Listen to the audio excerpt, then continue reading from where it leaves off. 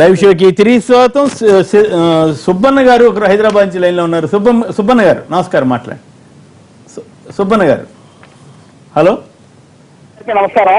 నమస్కారం, మాట్లాడండి సార్. ఇప్పుడు ఆర్టీసీ ఎంప్లాయీస్ తో దాని మీద డిస్కషన్ నడుస్తుంటే ఒకసారి నేను మాట్లాడదామని ఫోన్ చేశాను. ప్లీజ్ మాట్లాడండి సార్. మరి ఆల్రెడీ 43% ఇటు ఆ ఉద్యోగులకు ఈ ఉద్యోగులకు పెంచారు కదా. అవును. మరి పెంచినప్పుడు ఆర్టీసీ ఎంప్లాయీస్ కూడా ఉద్యోగులే కదా. అవును. రెండోది ఏంటంటే అక్కడ తెలంగాణ ఏర్పడడానికి కానీ ఇక్కడ ఆంధ్ర సమైక్యంగా ఉండడానికి కానీ రెండు రాష్ట్రాల్లో ఉంటున్నట్టు రాజకీయ నాయకులు వాళ్ళ స్వప్రయోజనాల కోసం వీళ్ళని సమ్మె చేయించేసి 2 నెలలు పస్తులు పెట్టారండి పిల్లలను. వాళ్ళ పిల్లలను చాలా ఇబ్బందులు పడి ఆ 2 నెలలు వాళ్ళ జీతం లేక ఫీజులు కట్టడానికి లేక నేను ఎంప్లాయీస్ తో చాలా మందితో మాట్లాడాను. Okay right. తెలంగాణ ఎన్ఎంయు నేత నరేంద్ర గారు లైన్ లో ఉన్నారు. నేషనల్ మజ్దూర్ యూనియన్ నేత నరేంద్ర గారు. నరేంద్ర గారు నమస్కారం, చెప్పండి. హలో, నమస్కారం సార్. నమస్కారం, చెప్పండి. మీ అశ్వత్థరామరెడ్డి గారు ఇక్కడే ఉన్నారు, మీరేం చెప్తారు చెప్పండి. సార్ ఏం లేదు సార్, ఇప్పుడు ఏదైతే నాయకులకు అందరికీ నమస్కారం సార్. ఓకే నమస్తే. రాజేశ్వర రెడ్డి గారు ఏదైతే చెప్తున్నారో తెలంగాణ ఇంకా డివైడ్ కాలేదని, ఆల్రెడీ తెలంగాణ డివైడ్ అయిన తర్వాత ఇవాళ 57,000 మందికి తెలంగాణ ఇంప్లిమెంట్ చేయడం జరిగింది సార్. మరి గతంలోనే ఈ రెడ్డి గారిని అడుగుతా ఉన్నా నేను, గతంలోనే కొత్త సత్యమైన ట్రాన్స్పోర్ట్ మినిస్టర్ ఉన్నప్పుడు 36% ఇస్తామన్న మాట వాస్తవం కాదా? మరి ఇలా కార్మికులు ప్రభుత్వ ఉద్యోగులతో సమానంగా జీతం తీసుకోవడానికి ఆర్థికీకరణ హక్కు లేదా అనేది మా ప్రధాన డిమాండ్. ఎన్జిఓతో సమానమనే మేనిఫెస్టోలో పెట్టిన ఈ రెడ్డి గారు ఈ రోజు మా 43 అడగడం అనేది కరెక్ట్ పద్ధతి కాదని నేను మీ ద్వారా అడుగుతా ఉన్నా సార్. రాజేశ్వర రెడ్డి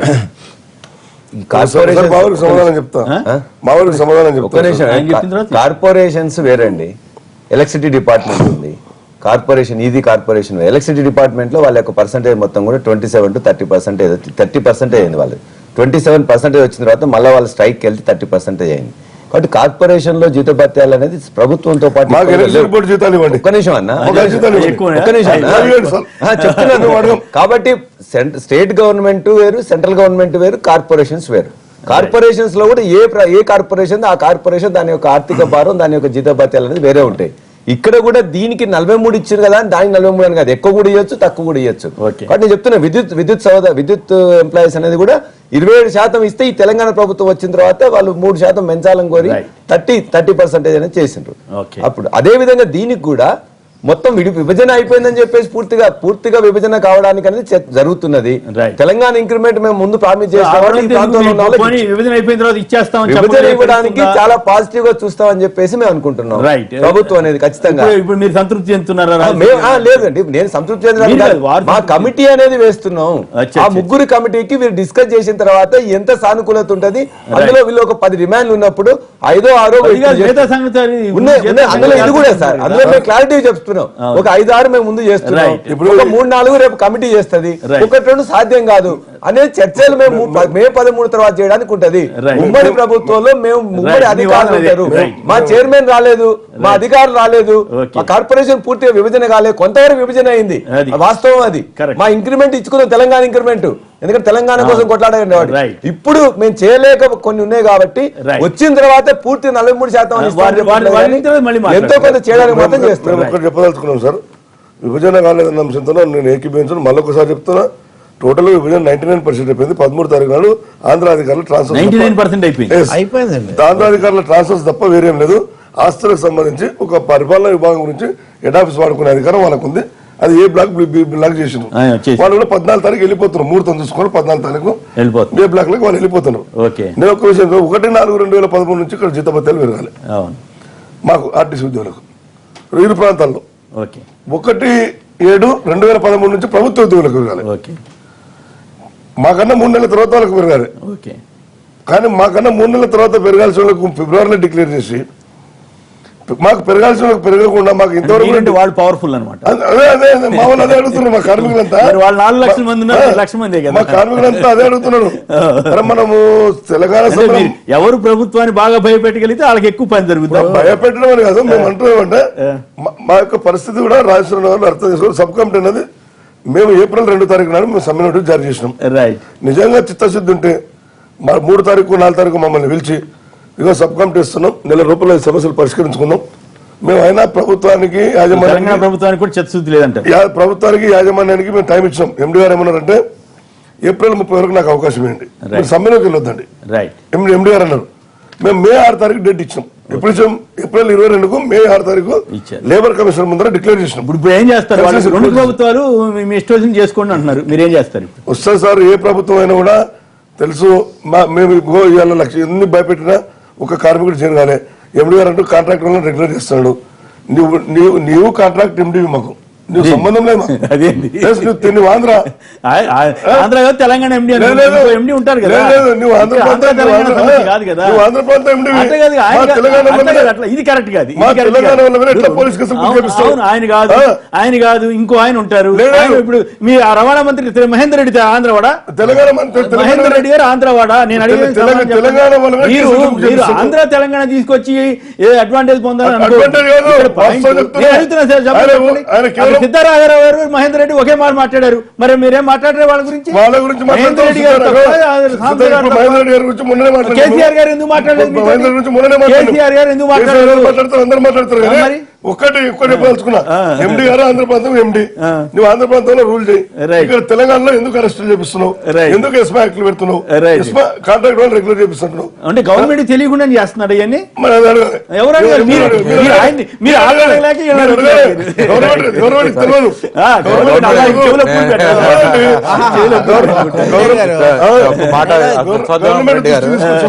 అశ్వత్థామ రెడ్డి గారు, మీరు ఒక బాధ్యతాయుతమైన ట్రేడ్ యూనియన్ జనరల్ సెక్రటరీ ఉన్నారు. ప్రభుత్వానికి తెలియకుండానే ఒక కార్పొరేషన్ ఎండి కార్మికులు సమ్మెకి వెళ్తుంటే సమ్మెలో ఉన్న బాధ్యులుగా పెట్టారు. ఒక మాట నేనేమన్నా అంటే మీరు యూనియన్లు కూడా తెలంగాణ రాష్ట్ర ప్రభుత్వాన్ని లేకపోతే సీఎం కేసీఆర్ గారిని గుడ్ హ్యూమర్ లో ఉంచుకొని మీరు అధికారులని తప్పు పట్టడం కాదు. మీరు ప్రభుత్వం అంటే ప్రభుత్వం పైన సీఎం గారి దగ్గర నుంచి మినిస్టర్ దగ్గర నుంచి ఎండి అందరూ వర్తిస్తుంది. కాబట్టి మీరు ఒత్తిడి తీసుకురావాల్సింది ఎండీల మీద ఈడీల మీద కాదు, ఒత్తిడి తీసుకురావాల్సింది ముఖ్యమంత్రి గారి మీద ఒత్తిడి తీసుకురావాలి. మీరు ముఖ్యమంత్రి గారిని కలవాలి. ఈ సమ్మె అన్నది ప్రభుత్వం మీద ఒత్తిడి. ఇంకొక విషయం చెప్తున్నాము, ఎండి గారు ఏదైతే కేసులు బుక్ చేస్తే ప్రభుత్వం దృష్టికి తీసుకొస్తే రాత్రి మా వాళ్ళని రిలీజ్ చేయడం జరిగింది. అయితే ప్రభుత్వం మా దృష్టికి లేదు, ఇది హోమ్ మినిస్టర్ గారు అందరూ మా దృష్టికి లేదని రిలీజ్ చేయడం జరిగింది. ఇక్కడ నాయకులు విషయాల మీద ఎవరికేమి తెలియకుండా బుక్ చేస్తారు. అత్యుత్సాహంగా చాలా డిపోలో కేసులు బుక్ చేస్తున్న సందర్భం ఉంది. ఇక్కడ గుడ్ హ్యూమర్ సమస్య కాదు. మేము కోరేది ఒకటే, అంటే కేసీఆర్ గారిని మీరు బాగా జాగ్రత్త చూసుకుంటున్నారని ఆయన చూసుకోవాలనుకుంటే సమ్మెకు పోకుండానే కేసీఆర్ గారి దగ్గరికి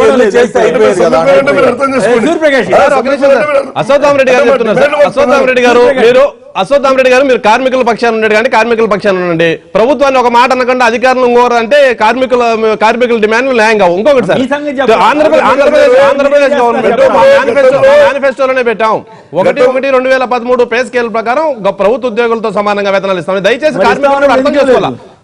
ఆంధ్రప్రదేశ్ ఉండే ఇబ్బందుల్లో 1 by 1 అన్ని చేయడానికి ఆంధ్రప్రదేశ్ ఉండే ఇబ్బందుల్లో 1 by 1 అన్ని చేయడానికి కృషి చేస్తాం. ఆంధ్రప్రదేశ్ లో కార్మికులు కూడా అర్థం చేసుకుని ప్రభుత్వానికి తెలంగాణలో కమిటీ చేశారు, ఆంధ్రప్రదేశ్ లో మాట్లాడలేదు అని. వీళ్ళకంటే 3 రోజుల ముందు కమిటీ చేసి చర్చలు జరిపి ఆంధ్రప్రదేశ్ ప్రభుత్వానికి ఉండే ఇబ్బందులు ముగ్గురు మంత్రివర్గ ఉపసంఘం సభ్యులు కార్మికులు చెప్పారు. కాబట్టి ఆంధ్రప్రదేశ్ లో ఉండే ఆర్థిక ఇబ్బందుల వల్ల కార్మికులందరూ కూడా అర్థం చేసుకుని సమ్మెను విరమించి ప్రజలకు నష్టం కలిగే విధంగా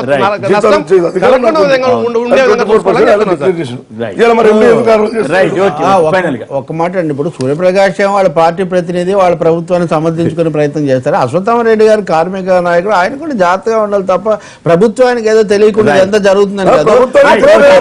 ఒక్క మాట వినండి, దయచేసి ప్రభుత్వ రంగ సంస్థలో అతి పెద్దది ఆర్టీసీని కాపాడుకోవాలి, కార్మికులకు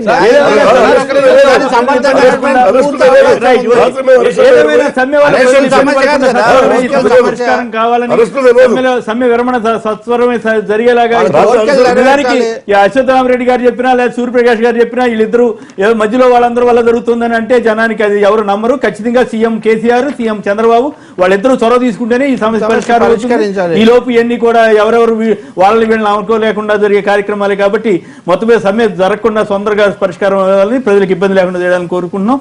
ఏడాదిలోనే టీడీపీ పాలనపై ప్రజల్లో వ్యతిరేకత వచ్చిందన్న జగన్ వ్యాఖ్యలను ఏకీపిస్తారా అంటే 54% మంది అవునని, 46% మంది కాదన్నారు. ఈరోజు డేవిడ్ రాజు గారు శాసనసభ్యులు ఎర్రగొండపాలెం, వారికి జన్మదిన శుభాకాంక్షలు. గతంలో కూడా ఒకసారి శాసనసభ్యుడిగా జడ్పీ చైర్మన్ గా కూడా పనిచేసిన డేవిడ్ రాజు గారికి ప్రస్తుతం ఎర్రగొండపాలెం శాసనసభ్యులుగా ఉన్నారు, వారికి జన్మదిన శుభాకాంక్షలు. డేవిడ్ రాజు గారు నమస్కారం, మీకు జన్మదిన శుభాకాంక్షలు.